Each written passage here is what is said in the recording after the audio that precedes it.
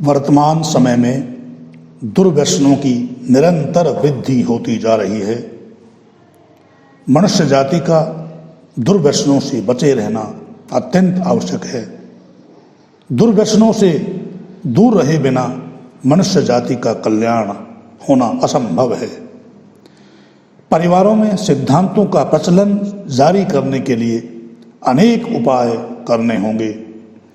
स्वाध्याय में रुचि उत्पन्न करने के लिए आर्ष ग्रंथों को पहुंचाना और परिवारों में बार बार जाकर वैसी ही वार्ता करना, पढ़कर सुनाना तथा स्वाध्याय का लाभ बताना होगा। ऋषि वेद ज्ञान के शिक्षक थे, हमें भी शिक्षक बनना होगा। सत्संगों में आर्ष ग्रंथों की चर्चा और प्रेरणा अवश्य होनी चाहिए। ऋषि के प्रवचन और शास्त्रार्थ बहुत महत्वपूर्ण हैं।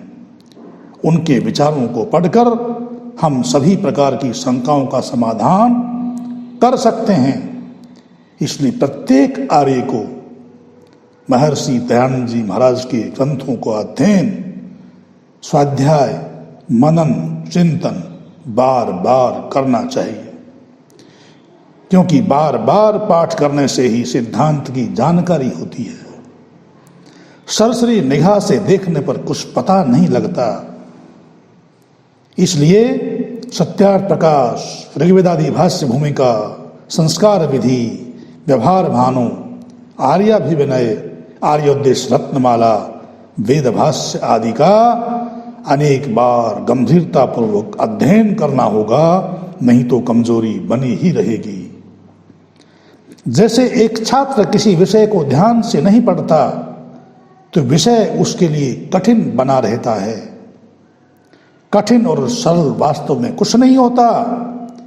ये सावधानी पूर्वक अध्ययन पर निर्भर है। सिद्धांत को बिना समझे व्यवहार में नहीं लाया जा सकता। यदि हम ऋषि दयानंद के प्रति अपना कुछ कर्तव्य समझते हैं, ऋषियों के ऋण को समझते हैं, तो हमें अपना कुछ समय ऋषिकृत ग्रंथों के स्वाध्याय में लगाना ही होगा। स्वाध्याय के लिए हम किन ग्रंथों को पढ़ें, इसके लिए सत्यार्थ प्रकाश का तीसरा समोल्लास ध्यान से पढ़ना चाहिए। सब्सक्राइब कर लें ताकि नई नई ज्ञान की बातें आपको नियमित प्राप्त होती रहें। धन्यवाद।